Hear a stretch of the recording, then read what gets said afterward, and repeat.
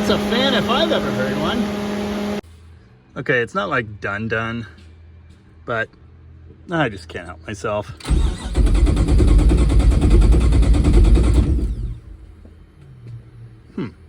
You want to run now?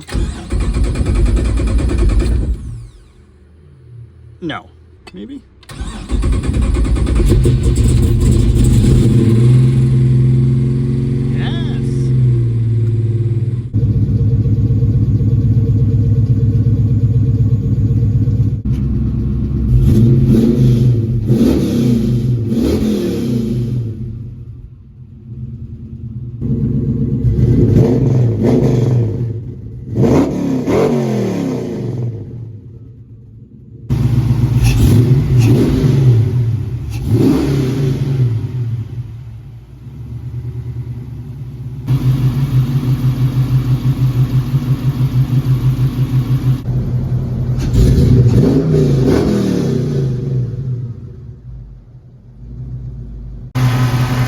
Great success.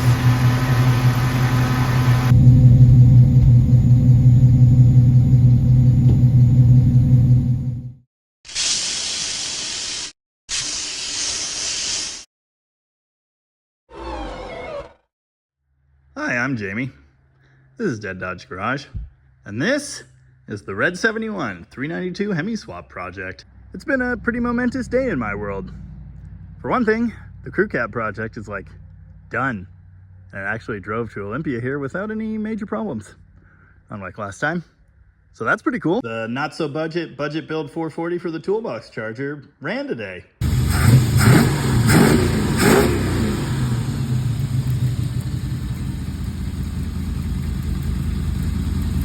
We're 2 for 2 on 440s this month, which is exciting.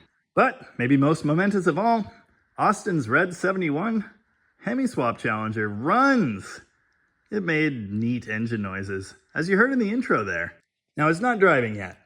You'd need steering and brakes and a clutch, you know, among other things, to do that. But despite all that, I figured this was a momentous enough occasion to warrant a video. So here we are. Although I've done a video or two here or there, I have not been documenting every little detail that's going into this car. Which is probably dumb because there are a lot of little details. Here's a tiny, insignificant example. What do you not see here? Vent box. You don't see that because I deleted it. And up there, somewhere, is a plate I made, sealed with a cowl. I still have some little details to sort out with the vintage air system, but it's installed and ducted. Let me tell you what a nightmare that is. There is not enough space back there for all of that. The Terminator computer lives back there, and it's mounted on a bracket that I made, which magically fit it into the one space it could fill, tucked slightly behind the heater box, at an angle. Of course, I showed all the wiring work a few months ago. All the gauges work, the lights. Well, there are some things to sort out there, but the point is, it all worked out, mostly. With the battery reconnected, you can see we've got interior lights. We've got 4 working headlights. Sure, there's some other stuff not present yet, but that's still pretty good. There are nice little custom touches everywhere in this car, all engineered by yours truly, and I'm proud of that. Here's some more metal pieces I made by hand. That's an upgraded heater delete plate.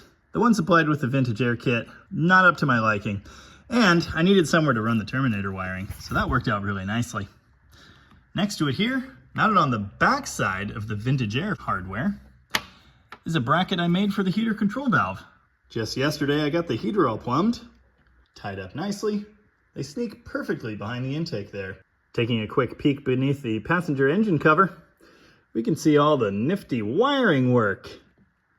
I actually did this all once and then did it again.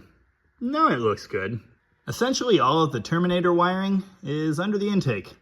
Any unused connectors, any extra slack, anything that runs up here to the front of the engine, all hiding under there. It's really tidy. I'm still working on the air conditioning setup. The condenser's mounted, as are these lines. I had to do quite a bit of work to get them to sit like this. You can see the AN fuel line I ran from the back of the car, snaking down between everything else there. This area, especially with the AC lines installed, very crowded. But it all worked out. I am going to add one more support bracket for that fuel line. You can see the charge wire snaking here between the water pump housing and over to my main distribution block, which is on another bracket I made. I put these clips to good use in this build. These are zip ties, but on a Christmas tree style push clip. You can pop them into holes and tie wires up like this. I really like that. This radiator is nothing like a factory one, and the mounting was challenging. For one thing, it's supposed to fit a 26-inch opening, which this is not. But the actual core is 22 inches wide, so I figured, hey, that kind of matches what we have. I made it work. Down the line a bit, I'm actually planning to engineer a nice metal cover there that'll hide the radiator and cover that gap from the rad support. Oh look, more custom touches. That overflow tank was polished. It's not polished now. I sandblasted it and painted it black. Hopefully it stays on there. And of course, I made a bracket. Can you tell I like brackets? I'm gonna level with you. My phone's dead. That's fine. I never really thought I'd be able to do this.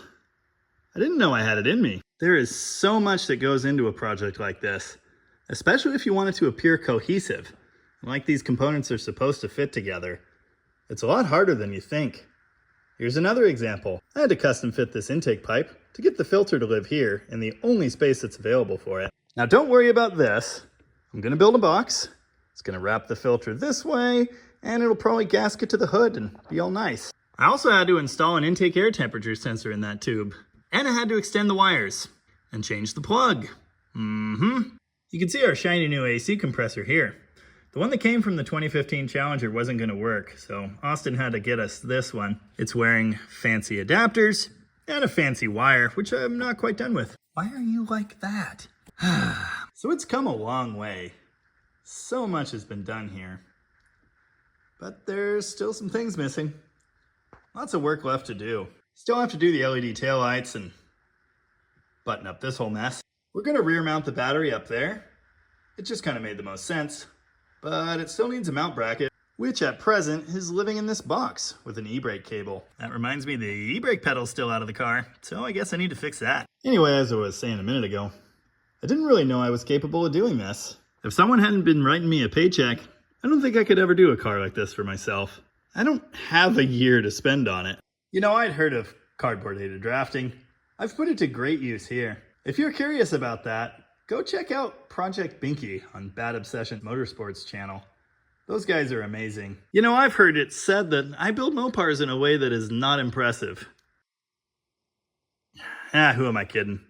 You're probably still not impressed. That's fine. I am, and I really think that's all that matters. Now, while I didn't do video, I did document all of these fancy fabrication steps on my Instagram. Surprise, surprise, it's called Dead Dodge Garage. So, if you want to head over there, you can see progress shots throughout this entire process. I'd really like to sit down and make a list of all of the special things that are in here. Document what I had to do to make this work. If you want to replicate this build, that's something you could do. But right at the moment, I'm just too damn excited. It ran! It does some car stuff. So I want to revel in that. We'll save the nitty-gritty for later. I've been really jamming on this car the last couple weeks, trying to get it ready for the Sunbust show in Graham, Washington. It's coming up next Saturday. I think we're going to be there with this car. It really needs to have all those things I said first, but I think at this point, that's in the realm of possibility. We have to finish a few things and assemble the front end. Then, with all the weight in place, get the ride height set. Then, with that done, we'll attach the alignment machine. We'll also flip the front tires side for side. That's fine. You don't need to worry about that. I suppose we'll finish all the wiring stuff, if I have to. Austin, the owner of the car, says that my wiring dress is like art. I'm pretty proud of that. Unfortunately, all of the really good stuff is hiding under the dash, and you'll never know. Well, I think that's it for now. I can hear dinner calling for me. Next time you see this car, it might be a whole car. But don't hold me to it. In any case, thank you very much for watching. I really appreciate that. And remember, if you take care of chickens, you're a chicken tender.